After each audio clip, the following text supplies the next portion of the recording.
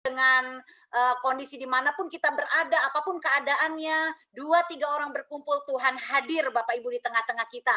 Dan kita percaya kuasa Tuhan yang sama ketika kita datang pada ibadah offline, Tuhan Roh Kudus juga hadir di saat kita ibadah online. Amin. Ya, tergantung sikap dan respon hati kita, bagaimana kita mau mendengarkan dan merenungkan, juga mau mempraktekkan firman Tuhan. Saya mengucap syukur buat Bapak Ibu Gembala yang memberikan kesempatan kepada saya untuk men-sharingkan firman Tuhan. Dan saya percaya hari ini kita semua yang mendengarkan firman Tuhan akan dibangun, dikuatkan, dan mengalami perubahan. Khususnya di tahun 2021 ini, tahun integritas. Tuhan akan memberikan kepercayaan-kepercayaan yang lebih besar lagi atas setiap kita.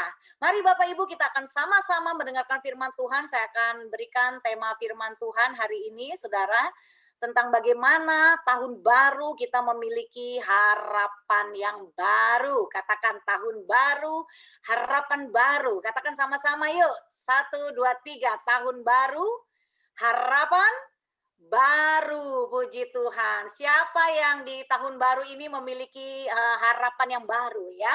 Dan saya percaya Allah kita suka akan hal-hal yang baru. Katakan amin ya.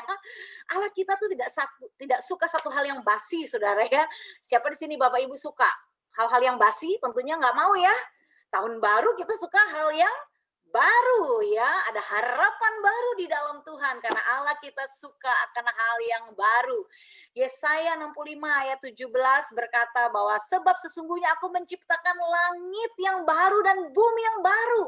Hal-hal yang dahulu tidak akan diingat lagi dan tidak akan timbul lagi di dalam hati. Wow ya, Allah kita suka akan hal yang baru. Dan saudara tahukah lewat proses hidup yang kita akan lewati bahwa satu hari ingat Bapak Ibu ya, kita akan memerintah bersama-sama dengan Tuhan Yesus di kerajaan 1000 tahun damai, di langit yang baru dan bumi yang baru. Oleh sebab itu, apapun yang terjadi di masa pandemi ini, tetap bersemangat. Karena ini adalah waktu Tuhan mempersiapkan kita ya untuk memerintah bersama-sama dengan Tuhan Bapak Ibu ya. Dan firman Tuhan berkata di Ratapan 3 ayat 22 bahwa tak berkesudahan kasih setia Tuhan, tak habis-habisnya rahmatnya, selalu baru setiap pagi. Besar kesetiaanmu Tuhan, katakan amin ya. Dan hari ini Tuhan juga akan memberikan saudara dan saya hal-hal yang baru, yang tidak pernah kita ingat, yang tidak pernah kita pikirkan, bahkan jauh melampaui apa yang kita pikirkan dan doakan. Itu yang Tuhan sediakan bagi kita Bapak Ibu. Ya, bahkan di dalam 2 Korintus 5 ayat 17 berkata bahwa jadi siapa yang ada di dalam Kristus, ia adalah ciptaan baru. Bapak Ibu semua, kita sudah percaya Yesus, kita ciptaan baru. Yang lama sudah berlalu, sesungguhnya yang baru sudah datang Bapak Ibu. Siapa yang suka handphone baru? Ya, jangan-jangan udah ada nih yang beli handphone baru Bapak Ibu ya. Wah, di zaman yang sulit ya, banyak orang di PHK, banyak orang mengalami krisis ya, banyak orang juga mengalami sulit untuk makan, berjuang untuk bayar kontrakan, bayar listrik tokennya, bahkan sering bunyi-bunyi, tapi tetap saja ada yang punya handphone baru. Siapa suka dapat handphone baru ya? Ada iPhone keluar baru hari ini ya. Kita suka handphone baru. Nah, siapa yang juga suka ini rumah yang baru? Waduh ya. Apalagi yang masih ngontrak ya Bapak Ibu ya. Kepengen banget pastinya kapan Tuhan saya punya rumah baru, rumah milik sendiri ya. Lalu siapa suka di sini motor yang baru? Ya, mobil baru. Ya, ada bahkan orang saya lihat punya kebiasaan tahun baru motornya baru, saudara, nggak peduli ngutang-ngutang ya. Yang penting motor gua, mobil gua baru. Cicilannya berapa? Saya tanya. Waduh, cicilannya padahal melebihi 50% gaji dia, saudara. Tapi ada orang senekat itu karena saking pengennya ya motor atau mobil yang baru, biar bunganya besar, biar cicilan jalan terus Bapak Ibu ya. Ada ini orang-orang yang seperti ini Bapak Ibu. Ya, karena dia suka sesuatu yang baru. Ya, lihat saudara, manusia cenderung menyukai hal-hal baru. Ketika kita membeli roti tawar pun kita tentu memperhatikan tanggal produksi dan kadar luarsa dari roti yang dipajang. Semakin baru, roti akan semakin lembut dan enak ya. Demikian pula dalam membeli produk-produk lain untuk kita konsumsi, ya, kita makan. Kita senang ya juga dengan apa? Baju baru, celana baru, sepatu baru. ya buat yang sanggup rumah baru atau mobil baru. Tapi ada yang kerap mendekor ulang rumahnya termasuk dengan cat baru, ada suasana rumah terasa lebih segar, berbagai produk elektronik, ya terus berinovasi, menciptakan hal yang baru lebih maju dari sebelumnya. Tren terus berubah, sesuatu yang baru mengganti yang lama, yang tentunya diharapkan bisa lebih baik dari sebelumnya. Ya, kita di sini lihat Saudara, apa benar Saudara? Sebenarnya manusia itu suka hal-hal yang baru, ya. Anda suka hal yang baru? Saya mau tanya, Bapak Ibu suka hal yang baru? Ya, pasti semua jawabnya suka, saya suka hal yang baru. Ya, jam yang baru, ya, tempat duduk ya Saudara ya. Kalau bisa ya ganti yang baru. Di gereja kalau tempat duduknya masih itu aja, nanti kalau ibadah offline yang dulu 2020 waktu belum pandemi masih duduk di bagian kiri, nomor 3 barisan depan atau paling belakang, nanti di 2021 kalau sudah ibadah offline masih tetap di tempat duduk yang baru. Wah, ini keterlaluan Bapak Ibu ya. Tempat duduk yang lama maksud saya ya. Nah, ini terlihat Saudara, biasanya jemaat kalau datang tiap minggu duduknya di sebelah kiri, nomor 3 atau nomor 4, nomor 5 barisan dari depan. Nanti minggu depan datang di posisi yang sama lagi ya Saudara ya. Nah, katanya suka hal yang baru ya, tapi di masalah jam Saudara, di masalah tempat duduk, kita nggak suka berganti yang baru bukan? Ya, coba yang jamnya sekarang pakai di sebelah kiri, pindahkan sebelah kanan. Apakah enak Saudara rasanya? Ya, ternyata tidak semua orang suka hal yang baru Saudara. Ada di mana kita bahkan sudah puluhan tahun tetap melakukan hal yang sama. Ya, walaupun hasilnya tidak ada perubahan menjadi lebih baik, tetap saja melakukan hal yang sama. Ya, nah di sini kita benar-benar coba evaluasi Saudara, apakah benar Anda dan saya itu suka hal yang baru? Ya, di dalam bukunya Peter James Saudara, The World is Changing and People Don't Like Change. Bahwa dunia terus berubah dan manusia ternyata tidak suka yang namanya perubahan Saudara. Ya, makanya awal-awal kita ibadahnya online pasti ya Saudara ya, ini akan menimbulkan banyak Saudara ya. Wah, ya pro dan kontra. Apa nih ibadah-ibadah lewat Zoom ya, lewat online ya. Ini mah nggak sakral ya kan. Nah, tetapi Saudara, waktu mengalami satu perubahan di pandemi ini, Saudara lihat, ya, kita memakai masker yang tadinya nggak biasa pakai masker, kita menjaga jarak, kita dikit-dikit cuci tangan kayak orang punya OCD atau ya penyakit OCD ya, nggak percaya tangan bersih ya, dikit-dikit cuci tangan ya kan. Saya pun mengalami, sampai saya bilang sama anak saya, cuci tangan, mami cuci tangan mulu, katanya gitu ya kan. Tetapi dunia ini, Bapak Ibu Saudara terus berubah, Saudara ya. Dunia ini tidak akan terus sama. Ya, bahkan Tuhan izinkan dengan pandemi COVID-19 ini, saya dan saudara harus berubah. Ya, kalau kita terus monoton sama, saudara, kita tidak akan mengalami kesadaran bahwa dunia ini terus berubah. Ya, tapi manusia tidak suka perubahan. Bapak Ibu siap tidak siap, kita harus siap berubah, saudara ya. Bahkan manusia hanya suka, saudara ya, barang yang baru. Ya, tetapi tidak suka diperbaharui kehidupannya. Ya, semua orang mau handphone baru, mobil baru, motor baru, rumah baru, baju baru. Ya, deposito semakin naik, mereka suka akan barang-barang Saudara yang baru. Tapi mereka tidak suka diperbaharui kehidupannya. Ini catat baik-baik Saudara. Manusia hanya suka yang bentuknya barang-barang baru, tetapi mereka tidak suka diperbaharui kehidupannya. Ya, nah jangan sampai saudara dan saya menjadi pribadi yang tidak suka diperbaharui. Karena Tuhan rindu memperbaharui kehidupan kita, saudara. Allah suka akan hal-hal yang baru, saudara. Ya, dan dia juga suka ya melihat kita berubah menjadi lebih baik. Nah, dari sekian banyak hal baru yang Tuhan kerjakan, apa prioritas Tuhan, saudara, dalam kehidupan kita? Ya, jika manusia senang dengan slogan fresh from the oven atau fresh from lain-lain, saudara, Tuhan juga suka memakai slogan yang sama.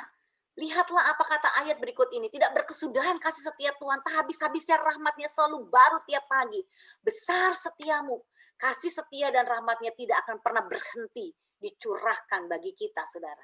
Nah ini apa maksudnya, saudara? Yeskiel 36 ayat 26 berkata, kamu akan kuberikan hati yang baru dan roh yang baru di dalam batinmu. Ini yang menjadi fokus penting Tuhan di tahun integritas ini, saudara. Ya, bahwa Tuhan ingin memberikan hati yang baru dan roh yang baru di dalam batinmu. Tuhan tidak ingin saudara hati kita keras, ya, tidak mau berubah. Ya, maunya tetap nyaman, aman untuk keselamatan diri sendiri, tapi Tuhan mau di 2021 ini Saudara, tahun integritas ini adalah tahun yang merubah Saudara hidup kita, hati yang baru, roh yang baru di dalam batin kita. Ya, yang pertama, Tuhan mau Saudara, kita memiliki cara berpikir yang baru, bahwa ada ya Saudara, harapan yang baru, pola pikir yang berubah. Lihat Saudara bagian otak kita, ya di otak kita ini adalah terdapat semua Saudara ya, di bagian depan ini prefrontal cortex PVC, Saudara, yang membuat kita bisa berpikir jernih, mengevaluasi apa yang sudah kita lakukan di 2020 yang ternyata tidak membawa dampak hasil yang baik untuk kita, pernikahan kita, keuangan kita, mari kita berubah. Ya, disinilah terjadi sebuah proses, Saudara. Oh, saya gagal sebagai suami, selama ini saya tidak mengasihi istri saya berlaku tidak setia, saya selingkuh diam-diam, istri saya tidak tahu, oh saya istri, saya ternyata masih banyak sifat hati memberontak kepada suami, oh saya anak-anak ternyata saya selama ini tidak respect dengan orang tua saya menganggap sepele nasihat mereka. Oh disinilah Saudara pola pikir kita berubah. Kita lakukan masing-masing fungsi kita sebagai suami, sebagai istri, sebagai anak, sebagai orang tua. Supaya kita memiliki hati yang baru, Saudara, pola pikir yang baru. Kita mau diubahkan. Jangan terjebak merasa diri paling benar. Ya, tetapi kita mau siap diubahkan, Saudara. Ya, tahun 2021 kita miliki harapan baru. Tapi dari mana asalnya harapan, Saudara? Roma 5 ayat 3. Perhatikan baik-baik Bapak Ibu. Ini kuncinya kita memiliki harapan yang baru. Dan bukan hanya itu saja. Kita malah bermegah juga dalam kesengsaraan kita. Di sini Saudara Paulus berkata bahwa kita bahkan juga bermegah dalam kesengsaraan kita. Karena kita tahu bahwa kesengsaraan itu menimbulkan ketekunan. Dan ketekunan menimbulkan tahan uji. Dan tahan uji menimbulkan pengharapan. Ayat 5, dan pengharapan tidak mengecewakan. Karena kasih Allah telah dicurahkan di dalam hati kita oleh Roh Kudus yang telah dikaruniakan kepada kita. Saudara, amati baik-baik ayat ini, Saudara. Ya, kalau Saudara benar-benar mengalami pencerahan di ayat ini, Saudara akan tahu dari mana timbulnya pengharapan. Ya, dari mana Saudara bisa menjadi orang-orang yang bahkan tahun 2021 ini menjadi orang-orang yang berbeda, memiliki integritas, totalitas yang penuh di dalam Tuhan. Ternyata ada prosesnya, Saudara, bagaimana kita bisa hidup di dalam harapan, yaitu dimulai dari yang namanya sengsara. Katakan sama-sama, sengsara. Ya, kesengsaraan itu baik Saudara. Jadi masa pandemi ini kalau Saudara mengalami PHK, dikurangi potong gaji, mengalami satu konflik mungkin dalam pernikahan, hubungan Saudara suami istri dengan anak digoncang Saudara. Di situ Saudara mengalami kesengsaraan Saudara, tapi percayalah di dalam kesengsaraan Saudara, disitulah Saudara Tuhan sedang melatih untuk kita belajar tekun Saudara. Di dalam kesengsaraan itu kita tekun apa? Ya, kita merenungkan firman, ya, memperkatakan firman, menghidupi firman sampai Anda dan saya menjadi pribadi tahan uji. Orang yang berintegritas adalah orang yang bertekun, Saudara, di dalam proses kehidupan, kesengsaraan hidupnya sampai dia tahan uji. Sampai ada harapan yang dia lihat bersama Tuhan dan pengharapan di dalam Tuhan itu tidak akan mengecewakan, Saudara. Ada banyak orang, Saudara, dia punya cita-cita tinggi, Saudara, tapi hidupnya bengong, ya cuman liatin sosmed, lihat tetangga, oh dia kok enak ya, pandemi masih bisa liburan ke Bali, ya kok masih bisa renovasi rumah, oh dia kok masih bisa beli mobil baru, oh kok dia masih bisa foto-foto, jalan-jalan, makan enak, makan steak, ya spaghetti, ya waduh sedap, sementara saya tiap hari bayam, ya oh telur ceplok Saudara, ya kan, dia lihat tetangga terus Saudara, lalu dia ngiler, dia iri, ya mendeki, ya dia merasa susah melihat orang senang Saudara, sehingga tidak akan ada harapan baru untuk orang-orang yang demikian. Ya, yang kerjanya hanya bengong, dia tetangga, rumput tetangga katanya lebih hijau ya kan dari rumput sendiri, Saudara ngiler sana, ngiler sini, kepengen jadi seperti orang lain. Untuk orang-orang yang seperti ini tidak akan ada harapan baru, Saudara. Ya, hati-hati dengan jebakan ini, Saudara. Ya, ini mah namanya bukan harapan baru tapi harap cemas Saudara kalau Anda menjadi pribadi yang seperti ini, bengang-bengong saja. Lihat-lihat sosmed saja, nonton-nonton drakor terus pagi siang malam ya, mentang-mentang pandemi harus di rumah. Saudara tidak melakukan sesuatu. Ya, Saudara tidak bertekun dalam firman, Saudara tidak bertekun dalam doa, tidak pernah ikut bahkan pertemuan Zoom Zoom lagi ya, kalau ada komsel ya atau ada pertemuan mungkin ibadah doa semuanya masih dilakukan memang lewat Zoom Saudara. ya saudara tidak dengan sepenuh hati mengikutinya, ya saudara harus harap-harap cemas, saudara ya, tidak akan ada harapan baru. Ya, kita belajar dari Yusuf. Yusuf mengalami kesengsaraan, saudara. Dia dimasuki sumur, ya dia dijual sebagai budak. Yang melakukan ini abang-abangnya sendiri, saudara. Yusuf mengalami kesengsaraan. Yusuf, saudara, bahkan dia juga mengalami apa, saudara? Dia tekun bekerja, saudara. Ya, ketika dia menjadi budak sampai dia dipercaya, saudara, oleh tuannya. Yusuf juga Tuhan mengalami satu situasi tahan uji, saudara, menghadapi istri Potifar. Ya, terbuka peluang yang besar untuk Yusuf dapat melakukan perjinahan dengan istri Potifar. Sebagai seorang pria ini tidak mudah, saudara. Tapi Yusuf lari, saudara. Dia tahan uji, dia punya integritas, saudara. Dia tidak main-main dengan yang namanya dosa perjinahan, dosa pornografi. Dia lari, dia sadar ya bahwa dia sudah disucikan, dikuduskan, saudara. Dia berbeda, saudara. Ya, Yusuf menang dan Yusuf tahan uji. Sehingga Yusuf punya harapan baru. Dia menjadi orang nomor 2 di Mesir, saudara. Dia bisa menghidupi ya keluarganya, saudara. Bahkan Yusuf boleh melihat semua hal-hal, saudara, yang tadinya saudaranya punya niat yang buruk. Dia katakan, semua hal-hal buruk yang kau rencanakan dalam hidupku, Tuhan mengubahnya menjadi satu kebaikan. Wow, luar biasa, saudara. Bisakah saudara sama-sama kita mengambil hikmah dari kisah Yusuf ini? Ya, di dalam masalah apapun, dalam sumur, ya dijual sebagai budak, diperlakukan tidak adil, direndahkan, dilupakan, tidak dianggap, dicampakkan. Hal-hal tersebut tidak membuat Yusuf menyerah, saudara, tapi Yusuf terus bertekun. Dia kerja dengan rajin, dia dapat dipercaya, dia punya integritas di hati dan di mulut sama. Dia tetap melakukan visi Tuhan, dia do the best, dia memberi hidupnya semua yang terbaik, saudara, untuk Tuhan. Kita akan melihat, saudara, ada harapan baru untuk orang-orang yang seperti ini, saudara. Ingat, kesengsaraan menghasilkan ketekunan, ketekunan menghasilkan tahan uji, dan tahan uji memberikan saudara dan saya hidup dalam pengharapan yang pasti, dan pengharapan di dalam Tuhan tidak akan pernah mengecewakan. Yang kedua, saudara, ya kita harus memiliki rela memperbaharui hidup kita, saudara. Ya, Kolose 3 ayat 10, dan telah mengenakan manusia baru yang terus-menerus diperbaharui untuk memperoleh pengetahuan yang benar menurut gambar kaliknya. Saudara, kita ini sudah menjadi gambar Allah. Kita sudah menjadi manusia yang baru. Jangan lagi hidup dengan pola manusia yang lama. Relakan dirimu untuk dibentuk, saudara.